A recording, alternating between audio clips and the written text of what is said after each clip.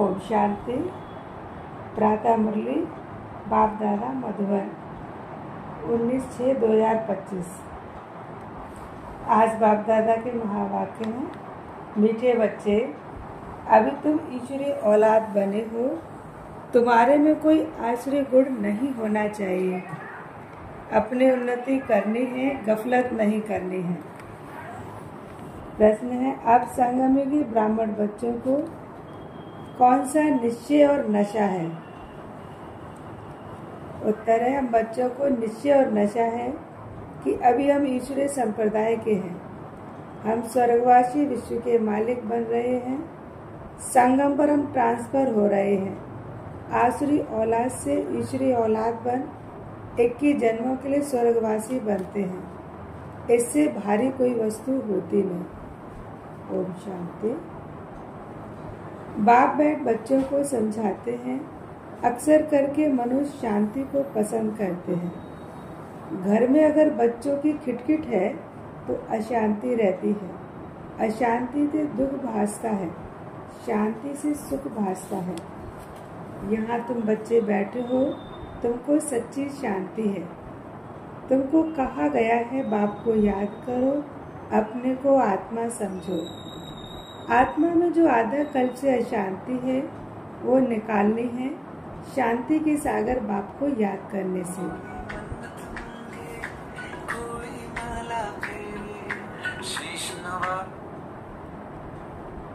तुमको शांति का वर्षा मिल रहा है, यह भी तुम जानते हो। शांति की दुनिया और अशांति की दुनिया बिल्कुल अलग है। आसुरी दुनिया, ईश्वरी दुनिया, सतयुग कलयुग किसको कहा जाता है ये कोई मनुष्य मात्र नहीं जानते। तुम कहेंगे हम भी नहीं जानते थे। पर कितने भी पोजीशन वाले थे, पैसे वाले को पोजीशन वाला ही कहा जाता है। गरीब और साहूकार समझ तो सकते हैं ना, वैसे तुम भी समझ सकते हो बरोबर ईश्वरी औलाद और आसुरी औलाद। अभी तुम मीठे बच्चे समझते हो ईश्वरी संतान हैं, ये पक्का निश्चय होना चाहिए। तुम ब्राह्मण समझते हो हम ईश्वरीय संप्रदाय स्वर्गवासी हैं, विश्व के मालिक बन रहे हैं। हरदम वो खुशी रहनी चाहिए। बहुत थोड़े हैं जो यथार्थ रीति समझते हैं। सतयुग में है ईश्वरीय संप्रदाय, कलयुग में है आसुरी संप्रदाय।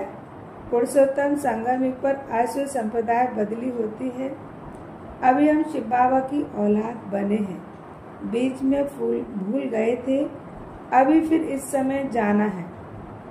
हम शिव बाबा की संतान हैं। वहाँ सतयुग में कोई अपने को ईश्वरी औलाद नहीं कहलाते, वहाँ है देवी औलाद। इनके पहले आसुरी औलाद थे, अभी ईश्वरी औलाद बने हैं। हम ब्राह्मण ही बीके हैं। रचना है एक बाप की, तुम सब भाई बहन हो और ईश्वरी औलाद हो। तुम जानते हो बाबा से राजभाग ले रहे हैं। भविष्य में जाकर हम देवी स्वराज्य पाएंगे, जिससे सुखी बनेंगे। बरोबर सतयुग है सुख का धाम, कलयुग है दुख का धाम। ये सिर्फ तुम संगम युगी ब्राह्मण बच्चे ही जानते हो। आत्मा ही ईश्वरीय औलाद है। यह भी जानते हो बाबा स्वर्ग की स्थापना करते हैं, वो रचता है। नरक का क्रिएटर तो है नहीं, उनको कौन याद करेंगे? तो मीठे मीठे बच्चे जानते हो बाप स्वर्ग की स्थापना कर रहे हैं। वह हमारा बहुत मीठा बाप है। हमको 21 जन्मों के लिए स्वर्गवासी बनाते हैं। इससे भारी वस्तु कोई होती नहीं। ये समझ रखनी चाहिए हम ईश्वरी औलाद हैं, तो हमारे में कोई आसुरी अवगुण नहीं होना चाहिए। अपनी उन्नति करनी है, समय बाकी थोड़ा है। इसमें गफलत नहीं करनी चाहिए, भूल ना जाओ। देखते हो बाप सम्मुख बैठा है, जिनकी हम औलाद हैं। हम ईश्वर बाप से पढ़ रहे हैं देवी औलाद बनने के लिए। तो देखो कितनी खुशी होनी चाहिए। बाबा सिर्फ कहते हैं मुझे याद करो।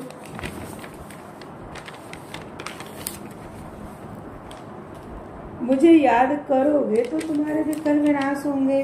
बाप आए हैं सबको ले जाने। जितना जितना याद में रहोगे तो तुम्हारे विकल विनाश होंगे। अज्ञान में जैसे कन्या की सगाई होती है तो याद बिल्कुल छप जाती है।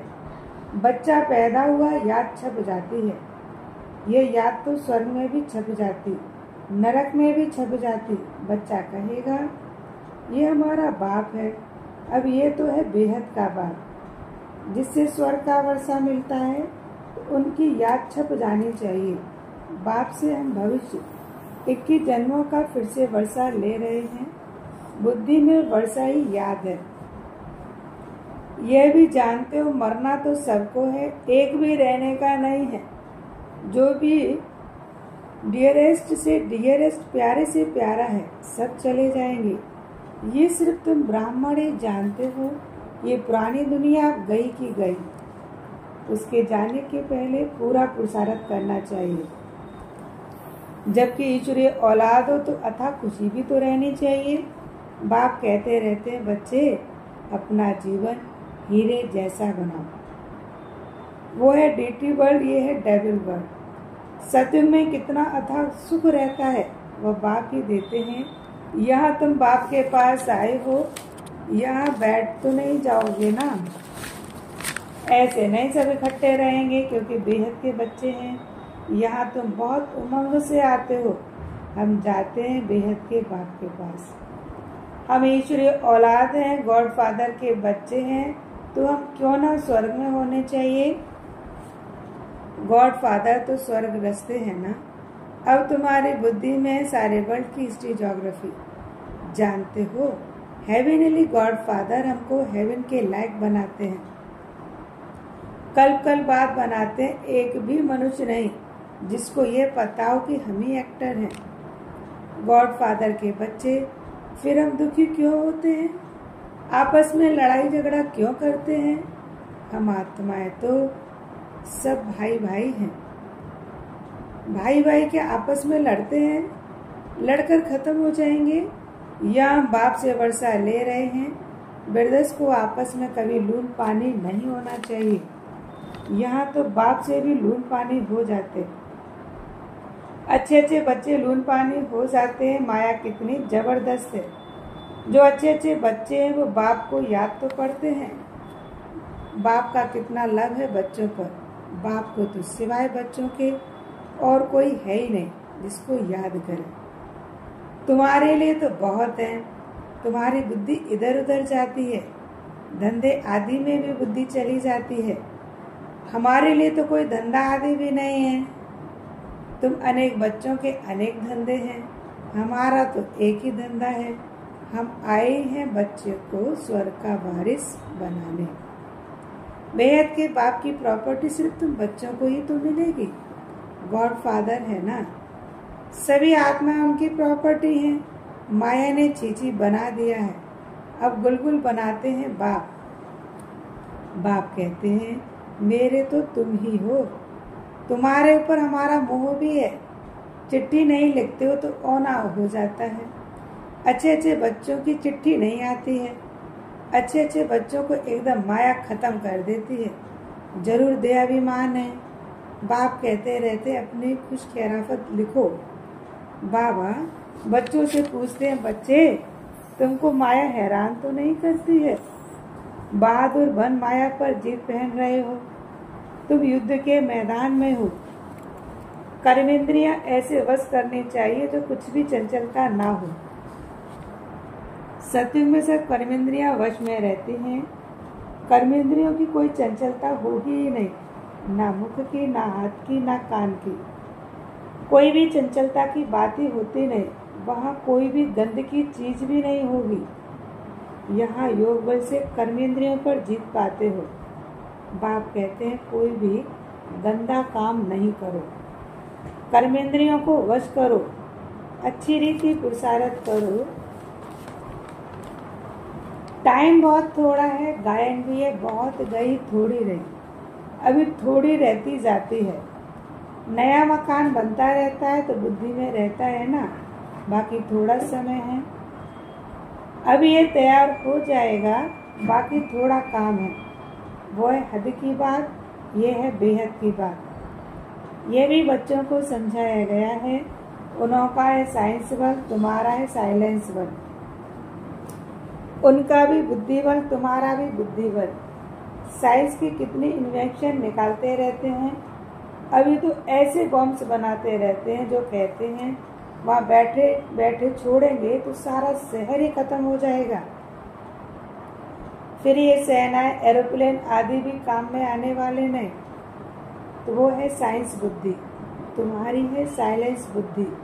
वो विनाश के लिए निमित्त बने हैं, तुम अविनाशी पद पाने के लिए निमित्त बने हो। ये भी समझने की बुद्धि तो चाहिए ना। तुम बच्चे समझ सकते हो बाप कितना सहज रास्ता बताते हैं। बल कितनी भी अहिल्याएं कुब्जाएं हैं, सिर्फ 2 अक्षर याद करें, बाप और वर्षा।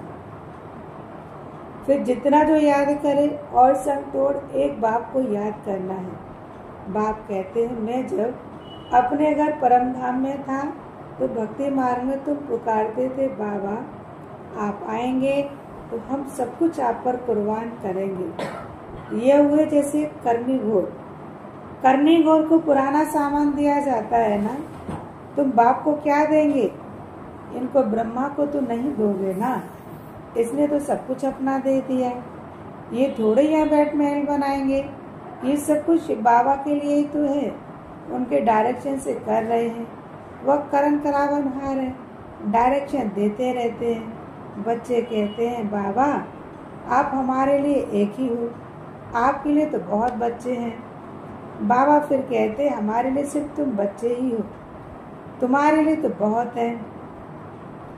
कितने देखे संबंधियों की याद रहती है। मीठे मीठे बच्चों को बाप कहते हैं जितना हो सके बाप को याद करो और सबको बुलाते जाओ।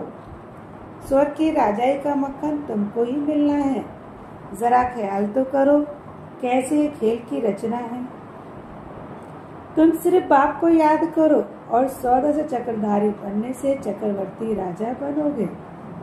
अभी तुम बच्चे प्रैक्टिकल में अनुभवी बने हो, मनुष्य तो समझते हैं। ये भक्ति तो परंपरा से चली आई है, विकार भी परंपरा से चला आया है। कि लक्ष्मी नारायण राधे कृष्ण को भी बच्चे थे ना। अरे हाँ, बच्चे क्यों नहीं थे, परंतु उन्हों को कहा जाता है संपूर्ण निर्विकारी, यहाँ है संपूर्ण विकारी। 1-2 को गालियां देते रहते हैं। अब तुम बच्चों को बाप श्री श्री की श्रीमत मिली है, तुमको श्रेष्ठ बनाते हैं। अगर बाप का कहना नहीं मानेंगे तो फिर थोड़ी बनेंगे। अब मानो ना मानो, सपूत बच्चे तो फौरन मानेंगे, पूरी मदद नहीं देते हैं तो अपने को घाटा डालते हैं। बाप कहते मैं कल आता हूँ, कितना पुरुषार्थ करना चाहिए, कितना खुशी में ले जाते हैं। बाप से पूरा वर्षा लेने में ही माया गफलत कराती है, परंतु तुम्हें उस फंदे में नहीं फंसना है। माया से ही लड़ाई होती है। बहुत बड़े बड़े तूफान भी आएंगे, उसमें भी बारिशों पर जास्ती माया वार करेगी, रुस्तम से रुस्तम हो लड़ेगी। जैसे वैद्य दवाई देता है तो बीमारी सारी बाहर निकल आती है। यहाँ भी मेरे बनेंगे तो फिर सबकी याद आने लग पड़ेगी। तूफान आएंगे, इसमें लाइन क्लियर चाहिए। हम पहले पवित्र थे, फिर आधा कल्प अपवित्र बने, अब फिर वापस घर जाना है। बाप कहते मुझे याद करो तो इस योग अग्नि से तुम्हारे विकल्प नाश होंगे। जितना याद करेंगे उतना ऊंच पद पाएंगे। याद करते करते तुम घर चले जाएंगे। इसमें बिल्कुल अंतर्मुखता चाहिए। नॉलेज भी आत्मा में धारण होती है, आत्मा ही पढ़ती है।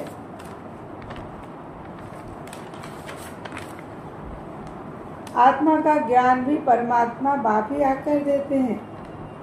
इतना भारी ज्ञान तुम लेते हो विश्व का मालिक बनने के लिए। मुझे तुम कहते ही हो पतित पावन, ज्ञान का सागर, शांति का सागर। जो मेरे पास है वो तुमको सब दे देता हूँ। बाकी सिर्फ दिव्य दृष्टि की चाबी नहीं देता हूँ, उसके बदले फिर तुमको विश्व का मालिक बनाता। साक्षात्कार में कुछ है ही नहीं, मुख्य है पढ़ाई। पढ़ाई से तुमको 21 जन्म का सुख मिलेगा। मीरा की भेंट में तुम अपने सुख की भेंट करो।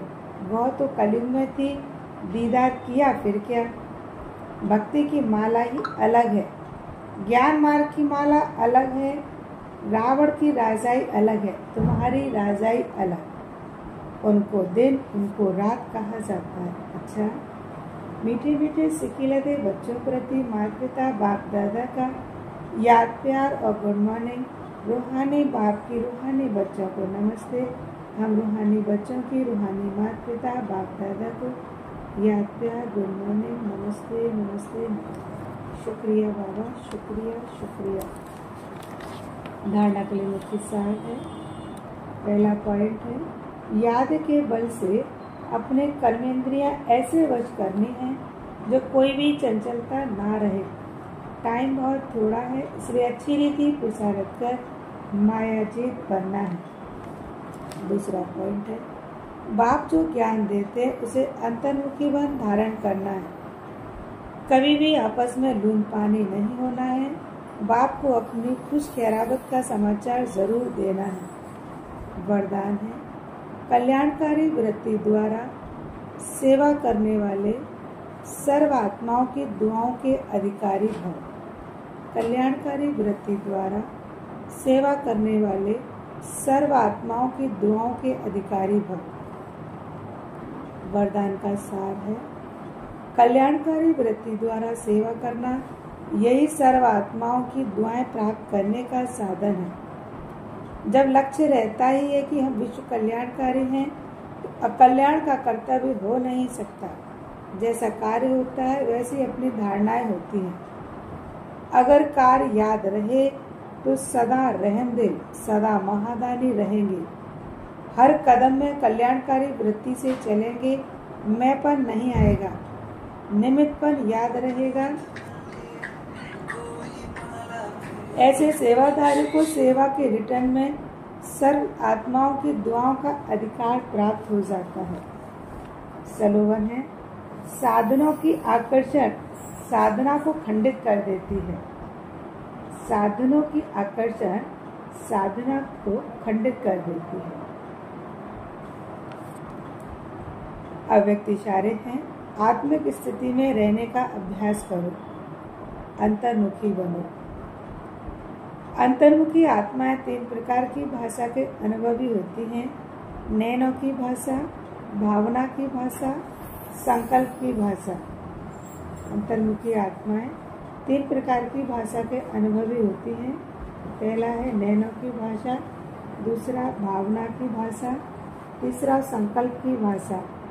ये 3 प्रकार की भाषा रूहानी योगी जीवन की भाषा है। जितना जितना आप अंतर्मुखी स्वीट साइलेंस स्वरूप में स्थित होते जाएंगे, उतना इन 3 भाषाओं द्वारा सर्व आत्माओं को अनुभव करा सकेंगे। अब इसी रूहानी भाषा के अभ्यास करें। ओम शांति।